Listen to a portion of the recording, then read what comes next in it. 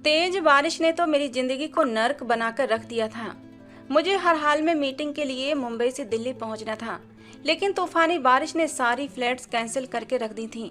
इसलिए मजबूरन भागम भाग मुझे रेलवे स्टेशन जाना पड़ा। दिल्ली की टिकट मैंने अर्जेंट ही खरीदी थी, इसलिए मुझे इकोनॉमी क्लास की टिकट मिली थी। अगर मेरी मीटिंग न होती तो मैं कभी भी इकोनॉमी क्लास में सफ़र करने के लिए तैयार न होता। अभी भी ट्रेन के आने में आधा घंटा बाकी था। मेरा ड्राइवर मुझे छोड़कर जा चुका था, इसीलिए मैं बोरसा स्टेशन पर बैठा हुआ था। रात का समय था और रात के 2 बजे सिर्फ 5 मिनट के लिए यहाँ पर ट्रेन ने रुकना था और अभी 1:30 बज रहा था। रूटीन से ज़्यादा आज स्टेशन पर सन्नाटा छाया हुआ था। शायद रात के समय 1-2 मुसाफिर ही ट्रेन के इंतजार में होते थे। बारिश अब भी बहुत तेज हो रही थी कि जब मैंने एक लड़की को स्टेशन के अंदर आते देखा था। लेकिन अजीब बात तो ये थी कि उसने अपना चेहरा एक चादर से छुपा रखा था। बारिश में पूरी भीगी हुई थी वो लड़की और बड़ी ही बदहवासी में इधर उधर देख रही थी। जिस बेंच पर मैं बैठा था वो खाली थी। कुछ दूरी पर एक और बेंच था, लेकिन वहां पर कुछ और लड़के बैठे हुए थे। वो लड़की बैठने के लिए जगह ढूंढ रही थी। उसके हाथ में एक छोटा सा बैग भी था। उसने मेरी सीट की तरफ देखा तो धीरे धीरे कदम बढ़ाती हुई मेरी बेंच के पास आकर एक कोने में बैठ गई। फिर अपने पास से एक मोबाइल फोन निकाला, उसमें कुछ मैसेज टाइप करने लगी। मैंने एक नज़र उस पर डाली थी। उसका चेहरा नाक के नीचे से छिपा हुआ था, लेकिन आंखें साफ दिख रही थीं। बड़ी ही खूबसूरत आंखें थीं। खैर, मैंने अपनी नज़रें हटा लीं। कुछ देर बाद कहने लगी, बात सुनो लड़के। मुझे उसके बुलाने का ये अंदाज बहुत ही अजीब लगा था। मैंने पलट कर उसकी तरफ देखा। कहने लगी, दिल्ली की ट्रेन कब आएगी? मैंने कहा, आधे घंटे तक आ जाएगी। कहने लगी, क्या मुसीबत है, जल्दी नहीं आ सकती क्या? उसकी बेतुकी बात सुनकर मैं क्या जवाब दे सकता था। एक तो बारिश की वजह से मुझे इतना लंबा सफ़र करना पड़ रहा था। मैं तो सफ़र के बारे में सोच कर ही परेशान था। उसके बाद वो कहने लगी, सुनो, तुम्हारी बोगी नंबर क्या है? मैंने तो ठीक से टिकट अच्छी तरह देखी ही नहीं थी। मैंने कहा, क्यों, आपने क्या करना है? कहने लगी, तुम्हारे बाद मैंने टिकट खरीदी है तो मुझे ये देखना है तुम्हारी और मेरी बोगी नंबर क्या एक ही है। मैंने थोड़ा बोर होते हुए अपनी जेब से टिकट निकाला और बोगी नंबर और सीट नंबर उसे बता दिया। उसने अपनी टिकट चेक की और हंसने लगी। कहने लगी, ये तो एक ही है, हमारी सीट भी बराबर ही है। मैंने उसकी बात का कोई भी जवाब नहीं दिया था। अपना मोबाइल निकाला और अपनी माँ को फ़ोन करके उनसे बात करने लगा।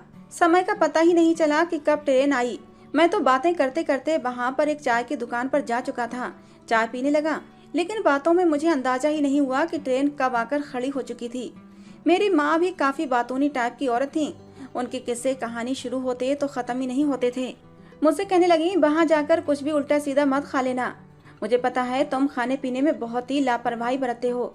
साथ ही साथ मैं चाय भी पी रहा था और अपनी माँ को तसल्लियाँ भी दे रहा था कि मैं ऐसा कुछ भी उल्टा सीधा नहीं खाऊंगा। मैं बोल ही रहा था कि अचानक से बड़े जोर से किसी ने मेरे कंधे पर चपत लगाई थी। मैंने पीछे पलट कर देखा तो वही लड़की खड़ी थी। कहने लगी, डफर हो क्या, ट्रेन आ गई है, जाना नहीं तुमने? उसकी बात सुनकर मैं ठीक से हैरान भी नहीं हो सका था, क्योंकि ट्रेन वाकई जाने का हॉर्न बजा रही थी। मैंने फटाफट से तेज कदम बढ़ाए और अपनी बेंच से अपना सामान उठाया और अब भागने के अंदाज में ट्रेन में सवार हो गया था। वो लड़की तो मुझे बताकर पहले ही सवार हो चुकी थी। मैं जाकर अपनी सीट पर बैठा तो वो पहले से ही वहाँ पर मौजूद थी। इत्तेफाक ऐसा था कि मेरे और उसके अलावा वहाँ पर कोई तीसरा मुसाफिर नहीं था। कहने लगी, मैंने अपनी ज़िंदगी में तुम जैसा सड़े दिमाग का आदमी नहीं देखा। अगर मैं तुम्हें ना बताती तो तुम्हारी ट्रेन तो छूट चुकी होती, फिर क्या करते तुम? मैंने कहा, आपका बहुत बहुत धन्यवाद। मैं वैसे भी बहुत ही लिए दिए मिजाज वाला लड़का था, लड़कियों से सीधे मुंह बात नहीं करता था। मेरा सारा फोकस अपने बिजनेस की तरफ था। सीरियस टाइप का बंदा था और अपनी ज़िंदगी, अपने करियर को लेकर बहुत ही सीरियसली चल रहा था। मुझे अपनी ज़िंदगी में अस्त व्यस्त चीज़ें बिल्कुल भी पसंद ना थीं और चपड़ चपड़ करने वाली लड़कियां तो बिल्कुल भी पसंद ना थीं। रात के 2 बज चुके थे, इसलिए मैंने यही ठीक समझा कि मुझे सो जाना चाहिए। लेकिन उसी वक्त एक लड़का अपने उबले हुए अंडों की टोकरी उठाए ट्रेन में आवाज़ें लगाने लगा। ये मेरा पहला ऐसा सफ़र था जो मैं इकोनॉमी क्लास में कर रहा था। मैंने अपनी ज़िंदगी में ट्रेन के सफ़र तो बहुत कम ही किए थे। ज़्यादातर सफ़र मैं प्लेन में ही करता था। जैसे ही वो लड़का वहाँ से गुजरा, वो लड़की उसे पुकारने लगी। कहने लगी, ओ अंडे वाले भाई, जरा रुकना। वो फ़ौरन से रुक गया। उसने उस लड़के से अंडे लिए, फिर पर्स में पैसे देखने लगी। काफ़ी देर पर्स देखने के बाद जब उसे पैसे नहीं मिले तो मुझसे कहने लगी, बात सुनो, तुम्हारे पास 2000 के नोट का खुल्ला है? मैंने ना में सिर हिला दिया। कहने लगी, अच्छा ऐसा करो, 50 का नोट निकाल कर दे दो। जैसे ही हम दिल्ली पहुंचेंगे मैं तुम्हारे 50 रुपये तुम्हें वापस लौटा दूंगी। पता नहीं वो लड़की कैसे किसी अजनबी से इतनी फ्रेंडली हो सकती थी। मैंने अपनी जेब से पर्स निकाला और 50 का नोट उस लड़की को पकड़ा दिया। उसने अंडे वाले लड़के को पैसे दिए और उससे अंडे लेकर खाने लगी। फिर एक अंडा मेरी तरफ भी बढ़ा दिया। कहने लगी लो खा लो। लेकिन मैंने ना में सिर हिला दिया। मैंने कहा नहीं, मुझे इसकी ज़रूरत नहीं है।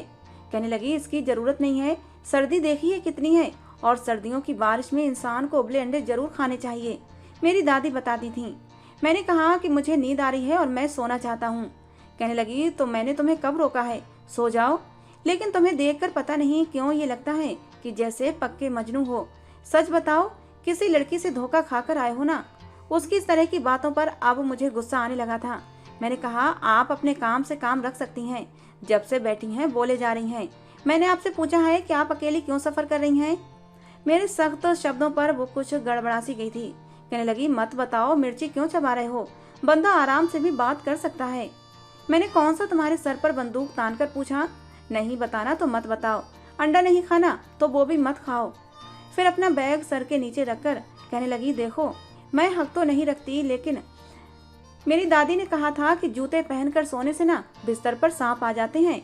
अब भी मुझे सांप से बहुत डर लगता है, तो भगवान के लिए अपने शूज उतार कर ना साइड पर रख दो।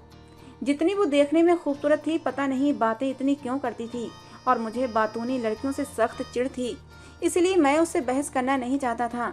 मैंने आराम से अपने शूज उतारे और साइड पर रख दिए और अपनी आंखों पर बाजू रखकर सोने की कोशिश करने लगा। लेकिन मैं नहीं जानता था कि अगले आने वाले स्टेशन पर मुझ पर कयामत टूट पड़ेगी। स्टेशन आते ही कुछ नौजवान हमारी गाड़ी में सवार हुए थे, जिनके हाथों में पिस्तौल थी। जैसे ही वो लड़के ट्रेन पर सवार हुए, वहां के टिकट चेकर ने उन्हें रोकना चाहा, तो उन्होंने बंदूक दिखाई और कहने लगे हम किसी की तलाश में हैं, इसलिए हमें रोकोगे तो तुम्हें भी गोली मार देंगे। मेरी आंख खुली, मैंने अपनी आंखों से बाजू हटाया, देखा टिकट चेकर कह रहा था कि देखें हम आपको एक एक केबिन में घुसने नहीं दे सकते। वो कहने लगे अगर तुमने हमें रोकने की कोशिश की तो ये जान लो कि हमारे हाथ बहुत ऊपर तक हैं, समझे, ये हमारी इज्जत का सवाल है। खैर मुझे बाहर होने वाले किसी भी शोर से कोई मतलब नहीं था, लेकिन मेरी नज़र उस लड़की पर पड़ी तो वो अपना पूरा चेहरा छुपाए डरी सहमी बिल्कुल खिड़की से बाहर देखे जा रही थी। मैंने गौर किया तो उसका शरीर धीरे धीरे कांप रहा था। हालांकि देखने में नहीं लगता था कि वो कोई इतनी डरपोक टाइप की लड़की थी। खैर कुछ लड़के हमारे केबिन में आ गए, मैं भी उठकर बैठ गया था। वो टिकट चेकर भी उनके साथ था। वो उस लड़की से कहने लगे लड़की अपना चेहरा दिखाओ हमें। लेकिन वो कहने लगी मैं क्यों अपना चेहरा दिखाने लगी, देखो मैं अपना चेहरा यहाँ पर किसी को नहीं दिखाऊंगी और मेरा पति बहुत ही सख्त मिजाज का आदमी है। फिर वो मुझसे कहने लगी सुनते हो जी, ये क्या कह रहे हैं, देखो तो जरा। वो मुझसे ना जाने क्यों संबोधित हो रही थी। मैंने हैरत से उसे देखा था। कहने लगी ये मेरे पति हैं, देखो मेरे पति के बहुत बड़े बड़े लोगों से संबंध है। अगर तुमने मुझ पर चेहरा दिखाने की जबरदस्ती की तो ये तुम पर केस भी कर देगा। मैं तो उस चालाक लड़की को देखकर हैरान हुआ था। वो फौरन से अपनी सीट से उठकर मेरे पास बैठ गई। मैंने कहा ये क्या बदतमीजी है, तो उसने मेरा हाथ पकड़कर दबा दिया और आंखों में विनती भरकर मुझे देखने लगी, जैसे कह रही हो कि मैं उसकी इज्जत रख लूं। लेकिन मैं नहीं जानता था कि उसकी बात पर हामी भरना मुझे इतना महंगा पड़ सकता है।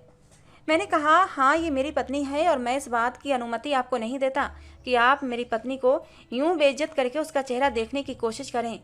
वो लड़के अब अंदर तक आ गए थे। कहने लगे पिछले 4 केबिन हम देख कर आ चुके हैं, किसी भी पति ने अपनी पत्नी को दिखाने से इनकार नहीं किया है। अगर वो सो रही थी तब भी चादर हटाकर उसका चेहरा दिखाया था। हम यहाँ एक लड़की की तलाश में आए हैं जो कि घर से भागी है और हम उसके भाई हैं, हम उसे जिंदा नहीं छोड़ेंगे। हमें खबर मिली है कि वो इसी ट्रेन में है। देखो अगर तुम्हारे बड़े बड़े लोगों से संबंध हैं तो हमारे हाथ भी ऊंचे हैं। हर हाल में हम उस लड़की को देख कर ही जाएंगे। अगर ये लड़की हमारी बहन ना हुई तो हम यहाँ से चुपचाप चले जाएंगे। इस पर इतना तमाशा बनाने वाली कोई बात नहीं है। अब मैं समझ गया था कि वो लड़की घर से भाग कर आई थी। उन लड़कों में से एक लड़के ने कहा लड़की अपना चेहरा दिखाती हो या हम जबरदस्ती तुम्हारे चेहरे से ये चादर हटा दें। अब तो उस लड़की का भांडा फूट ही गया था। मैंने सोचा कि इसे इतना बड़ा कदम उठाना ही नहीं चाहिए था। खैर उस लड़की ने डरते डरते अपनी चादर अपने चेहरे से हटाई थी और उसका चेहरा देखते ही वो लड़के गुस्से में आ गए और उसके सर पर पिस्तौल तान दी। कहने लगे क्या सोचा था तुमने, तुम हमारी आंखों में धूल झोंक कर भाग जाओगी। उस लड़की ने मेरा हाथ पकड़ लिया। कहने लगी भाई मैंने इससे शादी कर ली है, ये मेरा पति है। ये सुनना था कि मेरे होशो हवास उड़कर रह गए थे। मैंने कहा, नहीं नहीं, मैंने ऐसा कुछ भी नहीं किया है। ये बात सुनकर वो लड़की कहने लगी, क्यों घबरा रही हो? जो होना था वो हो चुका है। हम शादी कर चुके हैं, अब कुछ भी नहीं हो सकता। डरो मत। मैं उस लड़की को गुस्से से देखने लगा। मैंने कहा, क्यों झूठ बोल रही हो? कहने लगी, डरो मत, मैं सब कुछ संभाल लूंगी। फिर अपने भाई के पास जाकर खड़ी हो गई। कहने लगी, मैंने इस लड़के से शादी कर ली है। आप जो कुछ भी मेरे साथ करना चाहते हैं कर सकते हैं। वो लड़के उस लड़की के साथ साथ मुझे भी अपने साथ घसीट कर ले गए। मैं बार बार कहता रहा कि मैंने इससे कोई शादी नहीं की है, ये लड़की झूठ बोल रही है।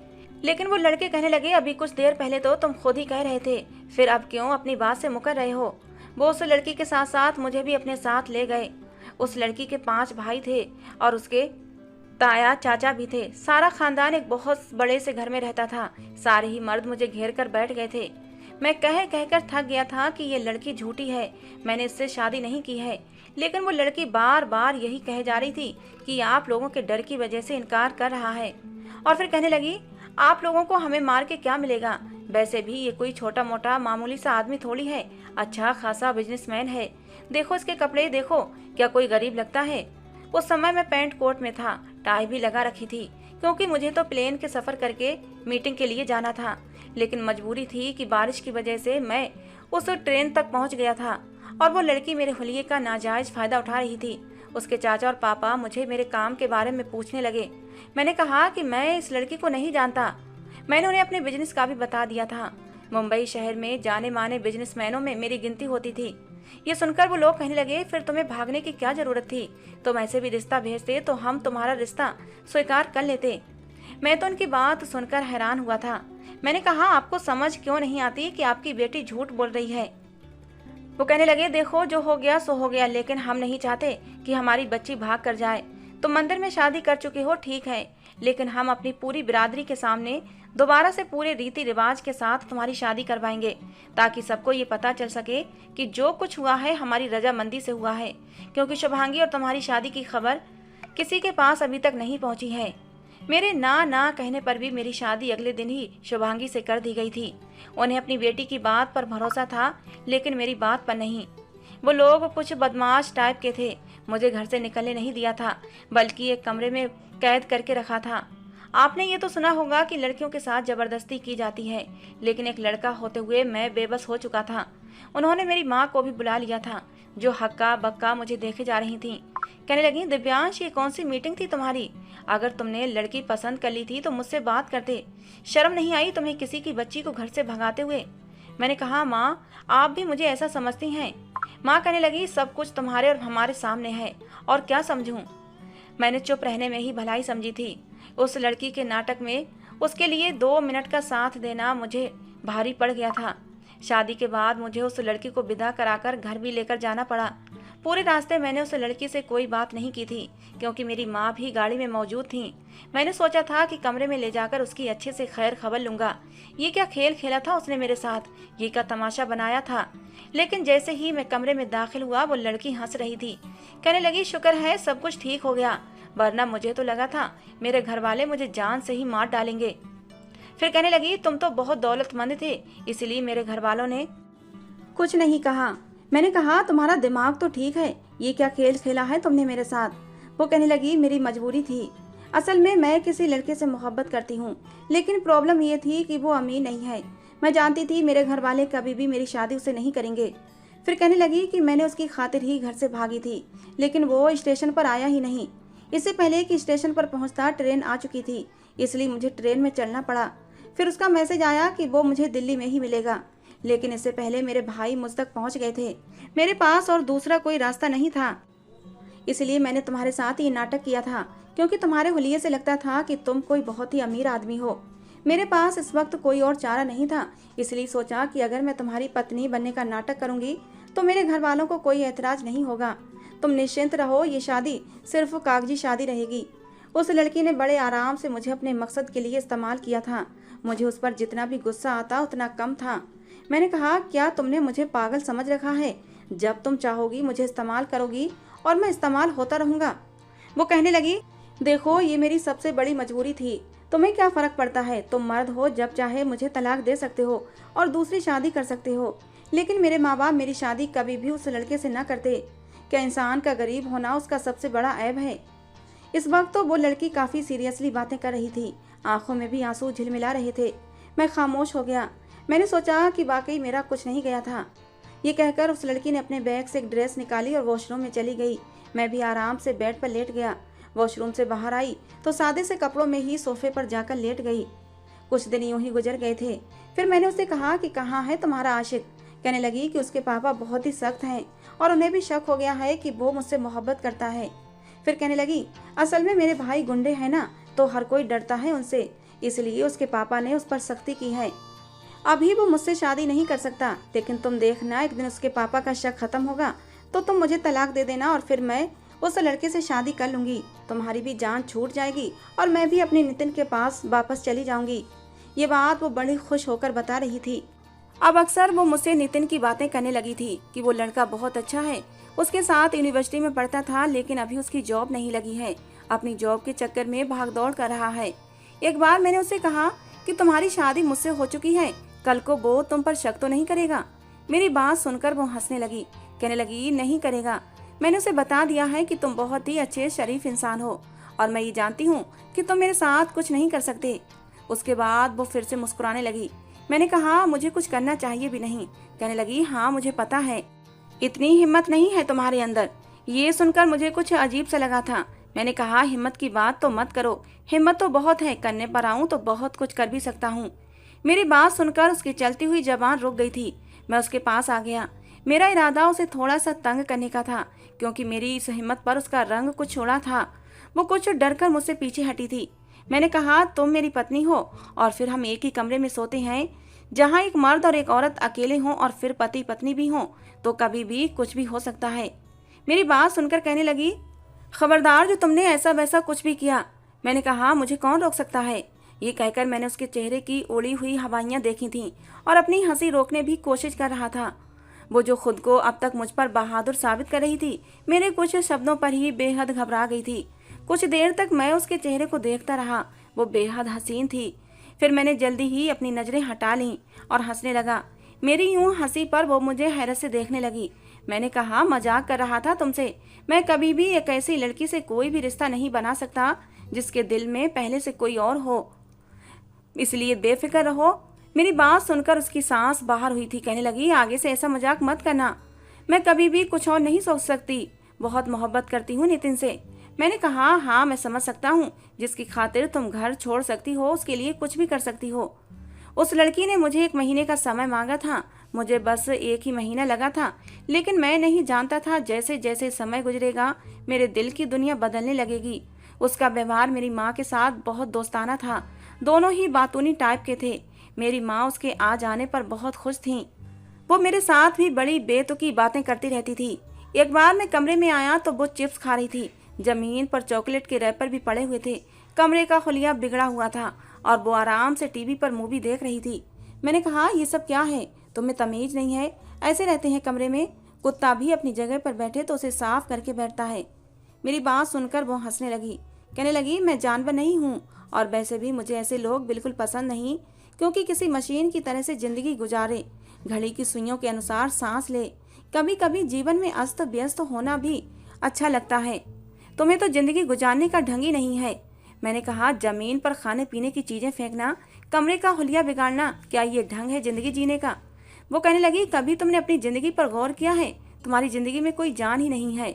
बस सीधा सादा ऑफिस जाते हो, ऑफिस से घर आते हो, हर चीज तुम्हें परफेक्ट मिल जाती है और तुम इसी में खुश हो। कभी एक दिन मेरे साथ मेरे तरीके से जिंदगी गुजार कर देखो, तुम्हें पता चलेगा जिंदगी क्या होती है। मैं उसकी बातें सुनकर हैरान हो रहा था। अगले दिन संडे था। मैंने कहा, ठीक है, कल का दिन मैं तुम्हारे साथ गुजार कर देख लेता हूँ, मुझे भी तो पता चले तुम्हारे नजदीक जिंदगी क्या है। मेरी बात सुनकर वो खुश हुई थी। कहने लगी, कल का दिन तुम्हें अपनी जिंदगी का यादगार दिन लगेगा। मैंने कहा, देखते हैं।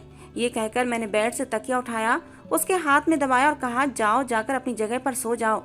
वो सोफे पर जाकर लेट गई। अगले दिन सुबह सुबह उसने मुझे उठा दिया, मुझे अपने साथ समंदर के किनारे ले गई। समंदर तो मैं पहले भी बहुत बार गया था, लेकिन शुभांगी के साथ पहली बार गया था। उसकी मर्जी से ही मैंने हाफ ट्राउजर और एक टी शर्ट पहनी हुई थी। वरना बाहर निकलते हुए मैं अच्छे से तैयार होकर निकलता था, आम कपड़ों में कभी नहीं जाता था। समंदर पर इस वक्त बहुत कम भीड़ थी। समंदर देख कर तो उसके चेहरे की खुशी देखने लायक थी। मुझसे कहने लगी, आओ ना पानी में चलते हैं। मैंने कहा, नहीं नहीं, मुझे ये सब पसंद नहीं है, मैं दूर से ही समंदर देखना पसंद करता हूँ। तो वो मेरे पास आई और बड़े प्यार से मेरा हाथ पकड़ कर कहने लगी, आज मेरी मर्जी से जिंदगी गुजार कर देखो, तुम्हें बहुत अच्छा लगेगा। ये कहकर वो मुझे पानी में ले गई।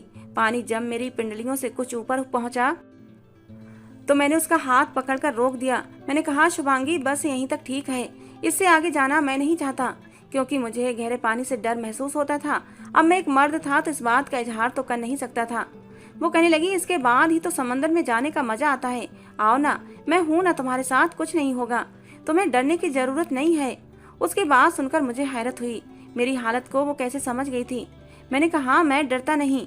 कहने लगी, मैं जानती हूँ कि तुम डरते हो, तुम्हारे चेहरे पर साफ लिखा है कि तुम्हें पानी से डर महसूस होता है। खैर, वो मुझे गहरे समंदर के पानी में ले गई। मुझे गुस्सा उस समय आया जब उसने पानी के छींटे मुझ पर उड़ाई थीं। बिल्कुल बचकाना हरकतें थीं। मैंने कहा, ये क्या बदतमीजी कर रही हो। कहने लगी, लाइफ एंजॉय करो। वो बार बार मुझ पर पानी फेंक रही थी। पहले तो मैंने उसे मना किया, वो नहीं मानी, तो मैं भी उस पर पानी फेंकने लगा। जिंदगी का नया रंग देखा था मैंने, उसके साथ खूब एंजॉय किया। पानी से बाहर आने के बाद वो मुझे गोलगप्पे के ठेले पर ले गई। 12-12 गोलगप्पों की 2 प्लेटें बनवाकर कहने लगी, चलो खाओ। मैंने कहा, मैं ये नहीं खाऊंगा, मैं कभी भी ठेले की चीजें नहीं खाता, हमेशा एक अच्छे रेस्टोरेंट में ही खाता हूँ। तुमने खाना है तो तुम शौक से खा सकती हो। कहने लगी, यही तो प्रॉब्लम है तुम्हारी, तुमने अपने आप को बस बांध रखा है कि ब्रांडेड पानी पीना है, अच्छे रेस्टोरेंट से खाना खाना है। ऐसा नहीं होता। तुम मेरे साथ मुकाबला करो, जो हम दोनों में से पहले गोलगप्पे खत्म करेगा, हारने वाला उसकी बात जरूर मानेगा। पता नहीं क्यों, लेकिन मैं उसकी बात पर राजी हो गया था। मुझे उम्मीद नहीं थी कि मैं उससे जीत जाऊंगा। मेरे जीतने पर वो मुझसे पूछने लगी, बताओ तुम्हारी मैं कौन सी बात मानूं। मैंने कहा, अभी नहीं, समय आने पर बताऊंगा। रात तक मैंने पूरा समय शुभांगी के साथ ही गुजारा था। एक आम से होटल में खाना खाया था जो बहुत ही मजे का था। पानी स्टील के गिलास से पिया, वो भी नलके का। वो हर चीज मुझे खिलाने के बाद कहती, देखो तुम्हें कुछ भी नहीं हुआ, ये जो बड़े बड़े रेस्टोरेंट होते हैं ना, ये भी खाना ऐसे ही बनाते हैं, बस अच्छी प्लेट में हमारे सामने पेश कर देते हैं, तो हमें लगता है सफाई सुथराई का ख्याल रखा गया है, लेकिन अगर तुम इनके किचन जाकर देखो तो इस ढाबे वाले से भी ज्यादा गंदे होते हैं। उसने मुझे जिंदगी का एक अलग रंग दिखाया था। बहुत अच्छी थी वो। पहली बार मुझे लगा वाकई मैं जिंदगी को जिया हूँ, गुजारा नहीं। उसके बाद शुभांगी से मेरी दोस्ती बढ़ने लगी थी, वो मुझे अच्छी लगने लगी थी। एक बार मुझसे कहने लगी, तुम्हें पता है, नितिन ने मुझे आम जिंदगी जीने के ढंग सिखाए हैं, वरना मैं भी बहुत डरती थी अपने भाइयों से। हमारे घर का माहौल बहुत सख्त था। फिर नितिन की तारीफें करने लगी, उसके बारे में बातें करने लगी, लेकिन पहली बार मुझे उसके मुंह से नितिन नाम सुनकर बुरा लगा था। मुझे उसकी बातें बुरी लग रही थी। मैंने कहा, शुभांगी, तुम मुझे नितिन की बातें मत किया करो। मेरे यूं कहने पर वो हैरान हुई थी। कहने लगी, क्यों ना करूं, हम दोस्त है ना, तुम भी अपनी किसी गर्लफ्रेंड का किस्सा मुझे सुना सकते हो। मैंने कहा, मेरी जिंदगी में कोई लड़की नहीं है, मैंने कभी किसी लड़की को गौर से नहीं देखा, बस नितिन का जिक्र मेरे सामने मत क्या करो, मुझे अच्छा नहीं लगता। वो कहने लगी, क्यों अच्छा नहीं लगता। उसके सवाल पर मैं उसकी आंखों में देखने लगा। उससे कह नहीं सकता था कि मुझे नितिन से जलन महसूस होती है। मैंने कहा, छोड़ो इस बात को, तुम ये बताओ, अगर तुम्हारी जिंदगी में नितिन ना आता और मेरा रिश्ता तुम्हारे लिए आता तो तुम क्या करती। मैं जानना चाहता था मेरे बारे में वो क्या सोचती है, मैं उसे कैसा लगता हूँ।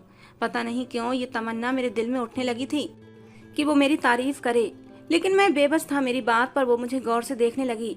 उस वक्त वो मेरे साथ बैठी भुट्टा खा रही थी। कुछ देर के लिए वो मुझे बड़े ही प्यार से देखने लगी। कहने लगी, अच्छे खासे हो तुम, अगर मेरी जिंदगी में नितिन ना आता तो मैं तुम्हें पसंद कर लेती, नॉट अ बैड चॉइस। उसके जवाब ने तो मेरे दिल को एकदम सुकून दिया था। मैं नहीं जानता था मैं क्यों खुश हुआ था, लेकिन मैं बहुत खुश था। मेरे लिए उसके साथ बिताया गया दिन यादगार बन चुका था। मेरा दिल किसी और लय पर धड़कने लगा था। शुभांगी बहुत अच्छी लगने लगी थी मुझे। एक बार मैं स्टडी रूम में अपनी पढ़ाई कर रहा था जब मुझे कमरे से शुभांगी के चिल्लाने की आवाज आई। मैं फौरन से रूम से बाहर आया और अपने कमरे में तेजी से कदम बढ़ाए, लेकिन जैसे ही अंदर पहुंचा तो वो बहुत ज्यादा घबराई हुई थी। एकदम भाग कर वो मेरे सीने से लग गई। कहने लगी, दिव्यांश कमरे में छिपकली है और मुझे छिपकली से बहुत डर लगता है। सामने देखो छत पर, जिसे देखकर ही शायद वो चिल्लाई थी। मैंने ऊपर छत की तरफ देखा तो छिपकली लगी हुई थी, लेकिन उसके यूं अचानक से मेरे सीने से लग जाने से मेरे अंदर तो जैसे उधम सी मच गई थी। मेरा दिल जोर जोर से धड़क रहा था और शुभांगी के दिल की धड़कनें मैं अपने अंदर तक सुन रहा था। ना चाहते हुए भी मैंने उसे अपनी बाहों के घेरे में भर लिया था। मैंने कहा, तुम मेरे साथ हो, तुम्हें डरने की जरूरत नहीं है, मैं हूं ना। लेकिन वो कहने लगी, मुझे बहुत डर लग रहा है। एकदम ही कमरे की लाइट भी बंद हो गई थी, बल्कि पूरे इलाके की ही लाइट जा चुकी थी। जनरेटर भी खराब था, वैसे भी मौसम सर्द था। मैं उसको अपने साथ लगाए बेड तक ले आया। कहने लगी, लाइट क्यों चली गई, जनरेटर क्यों नहीं चल रहा, मुझे अंधेरे से भी डर लगता है। मैंने कहा, खराब है, कल ही मुझे नौकर ने बताया था, लेकिन मौसम सर्द है इसलिए मैंने इस बात पर ज्यादा ध्यान नहीं दिया था। लेकिन मुझे नहीं मालूम था आज ही लाइट भी चली जाएगी। कहने लगी, छिपकली मुझ पर गिर गई तो? मैंने कहा, कुछ नहीं होता, मैं हूं ना। मैंने मोबाइल की लाइट ऑन कर दी। छिपकली सोफे के बिल्कुल ऊपर छत पर चिपकी हुई थी और शुभांगी मेरे साथ लगी हुई थी। मेरा तो जी चाह रहा था समय यूं ही थम जाए। अंदर से मेरे दिल का शोर मेरा चैन छीन रहा था। कह रहा था, तुम्हारी पत्नी है, तुमने इसकी मांग में सिंदूर भरा है, 7 फेरे लिए हैं तुमने, तुम इस पर पूरा हक रखते हो। अपनी मोहब्बत दोगे तो भूल जाएगी नितिन को। लेकिन चाहते हुए भी मैं उसके साथ शरारत ना कर सका। मैंने शुभांगी को खुद से पीछे किया, कहा कि तुम सो जाओ, मैं खिड़की खोल देता हूँ, छिपकली बाहर चली जाएगी। लेकिन उसने मेरा हाथ पकड़ लिया। कहने लगी, आज सोफे पर नहीं सोऊंगी, मैं यहीं बेड पर आपके साथ लेट जाती हूँ, क्योंकि मुझे डर लग रहा है। मैं भी शायद ऐसे ही किसी मौके की तलाश में था। उसका हाथ थाम कर उसके पास ही लेट गया। कमरे में हल्की सी रोशनी थी और उसमें उसकी सफेद दूधिया रंगत चमक रही थी। जी चाह रहा था आज सारी हदों को पार कर दूं, उसे इतनी मोहब्बत दूं कि उसे सराबोर कर दूं, लेकिन कर नहीं सकता था क्योंकि उसके दिल में मैं नहीं था। जब वो गहरी नींद सो गई तो मैंने अपना हाथ उसके हाथ से छुड़ाया और सोफे पर जाकर लेट गया। कुछ दिन से मेरी नजरें शुभांगी पर बेखुदी से उठने लगी थीं। मैं नहीं जानता था मेरी इन नजरों को नौकरों ने भी भांप लिया था। एक बार मैं ऑफिस के लिए तैयार हो रहा था जब शुभांगी कमरे में दाखिल हुई और मेरे बराबर आकर खड़ी हो गई। कहने लगी, तुम्हें शर्म नहीं आती, तुम मुझे बुरी बुरी नजरों से घूरते हो। अब तो नौकरों ने भी ये बात नोट की है, कितनी बुरी बात है, मैं तुम पर कितना भरोसा करती हूँ।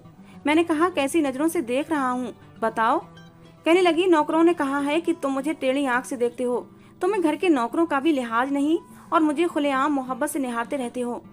मैंने गीता को तो ये कहकर समझा दिया कि वो मेरा पति है तो मुझे कैसी भी नजरों से देख सकता है, लेकिन उसे ये थोड़ी पता है कि हमारा रिश्ता सिर्फ कागजी रिश्ता है। लेकिन तुम तो जानते हो, तुम्हें अपनी मर्यादा में रहना चाहिए। उसकी बात पर मैं उसके और भी करीब आ गया। मैंने कहा, गौर से देखो मुझे, मैं तुम्हें महंगा लगता हूँ? नहीं ना, फिर कैसे तुम्हें टेढ़ी आंखों से देख सकता हूँ? तुम्हें कोई कुछ भी कहेगा और तुम उसकी बात मान लोगी। मैं तुम्हें सिर्फ 2 तरह से देखता हूँ, एक बहुत इज्जत से और दूसरा मोहब्बत से। अब बताओ, इसमें बुरी नजर कौन सी है? मेरी बात सुनकर वो नर्वस हुई थी और फौरन कमरे से निकल गई। मैं भी मुस्कुराने लगा था, लेकिन कुछ ही दिन बाद उसने धमाका मेरे सर पर किया था। एक दिन मैं कमरे में आया तो बहुत ही खूबसूरत सी साड़ी पहनकर तैयार थी। मेरा दिल तो उसे देखकर बेईमान होने लगा था। कहने लगी, बताओ कैसी लग रही हूँ? मैंने कहा, बहुत अच्छी। कहने लगी, पता है नितिन का फोन आया था, कह रहा था उसे नौकरी मिल गई है, आज उसने मुझे खाने पर बुलाया है, कह रहा था अपने माँ बाप को भी जल्दी राजी कर लेगा। बस मैं अब कुछ ही दिन की मेहमान हूँ तुम्हारे पास, फिर हमेशा के लिए चली जाऊंगी। ये सुनना था कि मेरे दिल पर एक घूंसा सा लगा था। मैंने अपनी नजरें उससे फौरन हटाई थी। मेरा दिल बड़ी बेचैनी से धड़क रहा था। मैं नहीं चाहता था वो कहीं जाए। कहने लगी, ऐसा करो, तुम मुझे रेस्टोरेंट तक छोड़ दो या फिर ड्राइवर से कह दो कि वो मुझे छोड़ दे। शाम के 8 बज रहे थे। मैं इसीलिए घर आ गया था कि आज शुभांगी के साथ कहीं लॉन्ग ड्राइव पर जाऊंगा, लेकिन उसकी बातें सुनकर मैं बुझ गया था। मैं नहीं चाहता था वो अपने हसीन रूप के साथ नितिन के सामने जाए। पता नहीं क्यों मुझ पर बेचैनी से छाई हुई थी। अब मैं खुद पर ज्यादा कंट्रोल नहीं कर सकता था। मेरे अंदर के जज्बात कंट्रोल से बाहर हो चुके थे। मैंने उसके दोनों बाजू पकड़ लिए और गुस्से से कहा, कहीं नहीं जाओगी शुभांगी, तुम मेरी पत्नी हो, तुम्हें इतने हसीन रूप में देखने का हक सिर्फ मेरा है। मैं नहीं चाहता कोई और तुम्हें देखे, तुम्हारा हुस्न सिर्फ मेरे लिए है, मैं तुम्हें कहीं जाने नहीं दूंगा। वो कहने लगी, तुम्हारा दिमाग तो ठीक है, मैं तुमसे तलाक लेना चाहती हूँ। तुम जानते हो वो सब कुछ नाटक था। मैंने कहा, मैं तुम्हें कभी भी तलाक नहीं दूंगा, समझी? भूल जाओ नितिन को, अपने दिल से उसे निकाल दो। मैं कुछ भी बोले जा रहा था और वो हैरत से आंखें फाड़े मुझे देख रही थी। उसने खुद को आजाद किया और कहने लगी, पागल हो गए हो क्या? मैं तुम्हें पहले भी कह चुकी थी कि मैं तुमसे मजबूरी में शादी कर रही हूँ। मैंने कहा, तो मैं क्या करूँ? मेरा दिल नहीं मानता, मैं तुम्हें तलाक नहीं दे सकता, शुभांगी, कभी भी नहीं दे सकता। ये कहकर मैं कमरे से बाहर आ गया और स्टडी रूम में आकर बैठ गया। सिगरेट पीने लगा। कुछ ही देर बाद वो कमरे में आई थी, बहुत गुस्से में थी, रो रो कर आंखें भी लाल हो चुकी थीं। कहने लगी, मैं मर जाऊंगी नितिन के बगैर। मैंने उससे मोहब्बत की है, तुमसे नहीं। दिव्यांश, मुझे तलाक चाहिए। मैंने बड़ी मुश्किल से ये बात बर्दाश्त की थी। मैं अपनी आंखों में आने वाले आंसुओं को रोक नहीं पा रहा था। मेरी आंखों में आंसू छलक ही पड़े। मैंने कहा, ठीक है, तुम्हें तलाक चाहिए, 2 दिन के अंदर अपने नितिन से कहो कि अपने माँ बाप को राजी कर ले। मैं और आजमाइश नहीं दे सकता। मेरी मोहब्बत मेरी प्रॉब्लम है, मैं सह लूंगा, लेकिन मैं तुम्हें बार बार अपनी नजरों के सामने रखकर अपने घर पर नहीं रख सकता। मैंने कहा, जाओ यहाँ से, मेरे सामने मत आना। शुभांगी कहने लगी, दिव्यांश, मेरा मकसद तुम्हारा दिल दुखाना नहीं था। मैंने कहा, शुभांगी, जाओ यहाँ से, मुझे नहीं पता तुम्हारा क्या मकसद था, लेकिन मैं तुम्हारे मकसद को पूरा करने के लिए नहीं हूँ। एक जीता जागता इंसान हूँ, सीने में एक दिल भी रखता हूँ और जज्बात भी। आसान नहीं होता एक मर्द के लिए अपने हक में आई हुई लड़की के साथ एक ही कमरे में बिना उसे छुए उसके साथ रहना, लेकिन मैंने ये आजमाइश दी है, लेकिन अब और नहीं। तुम मेरी जिंदगी से हमेशा के लिए चली जाओ, फिर मैं तुम्हें कभी जाने नहीं दूंगा। 2 दिन का समय है तुम्हारे पास। मेरी बात सुनकर वो कमरे से बाहर चली गई। मैं पूरी रात स्टडी रूम में सिगरेट पीता रहा। अगली सुबह मुझे बुखार हो गया था, लेकिन मैं शुभांगी के पास कमरे में नहीं गया था, गेस्ट रूम में आकर लेट गया। बुखार बहुत तेज था, इसलिए मैं कुछ बेहोशी की हालत में था। फिर मुझे लगा जैसे मुझे माथे पर कोई पानी की पट्टियां रख रहा है। देखा तो शुभांगी थी। मैंने गुस्से से उसका हाथ झटक दिया। मैंने कहा, क्या करने आई हो यहाँ, जाओ यहाँ से। वो कहने लगी, तुम्हें बहुत तेज बुखार है। मैंने कहा, मर तो नहीं गया ना? मैं मर भी जाऊं तो तुम्हें कोई फर्क नहीं पड़ेगा, जाओ यहाँ से। मेरी बेरुखी पर उसकी आंखों में आंसू आ गए थे। आंसू बहाते हुए वो बाहर चली गई। मैं भी क्या करता इंसान था, पत्थर तो नहीं था। जब मेरा बुखार कम हुआ तो मैं कमरे से बाहर आया। नौकरों से पता चला वो घर से जा चुकी है। 2 दिन मैंने बड़ी मुश्किल से काटे थे। समझ गया था कि अब वो वापस नहीं आएगी। मैंने अपने वकील से डिवोर्स पेपर तैयार किए। मेरी माँ अलग परेशान थी। मुझसे कहने लगी, कब तक शुभांगी मायके बैठी रहेगी? मुझे तो अपना घर खाली खाली सा लग रहा है। दिव्यांश, जाओ उसे वापस लेकर आओ। मैंने कहा, माँ, अब वो कभी नहीं आएगी। कहने लगी, क्यों नहीं आएगी? मैंने कहा, माँ, शुभांगी से मेरा झगड़ा हो गया है और मैं उसे तलाक दे रहा हूँ। मेरी बात सुनकर माँ चौंक उठी थी और मेरे मुंह पर एक थप्पड़ मार दिया। कहने लगी, जरा सी बात पर तलाक दोगे उसे? जान न ले लूं तुम्हारी? मैंने कहा, माँ, मेरी जान ही तो निकल चुकी है। पता नहीं क्यों वो मेरी जिंदगी में आई थी। मेरा सब कुछ मुझसे छीन कर जा चुकी है। वकील ने डिवोर्स के पेपर तैयार कर दिए थे। मैंने शुभांगी को कॉल की। पहली घंटी पर ही उसने फोन उठाया था। मैंने कहा कि तलाक के पेपर तैयार हो गए हैं, तुम कोर्ट में ही आ जाना अपनी तरफ से। उसने मुझे कोई जवाब नहीं दिया था। अगले दिन वो कोर्ट में वकील के सामने मौजूद थी, लेकिन आंखें बुरी तरह सूजी हुई थीं। मैंने बस एक ही नज़र उसे देखा था और दिल तड़प सा गया था कि वो अब क्यों रो रही है। उसकी हर खुशी उसे मिलने जा रही थी, फिर रो रो कर उसने आंखें क्यों सुजा रखी थीं। सामने रखे तलाकनामे पर साइन करने से पहले मेरे हाथ बुरी तरह से कांप रहे थे। मेरा जी नहीं चाह रहा था कि मैं उन पर साइन करूं। मेरे हाथों की कपकपाहट शुभांगी भी देख रही थी। एकदम ही उसने वो कागज पकड़े और फाड़ कर कई टुकड़ों में बांट दिए। फिर मेरे साथ लगकर रोने लगी। कहने लगी, दिव्यांश, जब से मैं तुम्हारा घर छोड़ कर आई हूँ, मुझे एक पल भी चैन नहीं आया। बार बार मुझे तुम्हारा ख्याल आता रहा। मुझे एहसास हुआ कि शादी मजाक नहीं होती और ना ही अग्नि के समक्ष लिए गए 7 फेरे मजाक होते हैं। दिलों की डोरियों को बांध कर रख देते हैं। मैंने नितिन से मना कर दिया है। उससे कह दिया है मैं उससे शादी नहीं कर सकती। वो ऐसी ही बेवकूफ सी थी। उसे ये तक एहसास नहीं था कि सामने वकील अपनी कुर्सी पर बैठा उसे मेरे सीने से लगे इजहार मोहब्बत करते हुए हैरत से देख रहा था और सुन भी रहा था, साथ ही साथ नजरें झुकाए मुस्कुरा भी रहा था। मैंने उसके कान के करीब जाकर कहा, शुभांगी, हम यहाँ अकेले नहीं हैं, घर जाकर बात करेंगे। मेरी बात सुनकर एकदम वो मुझसे पीछे हटी थी।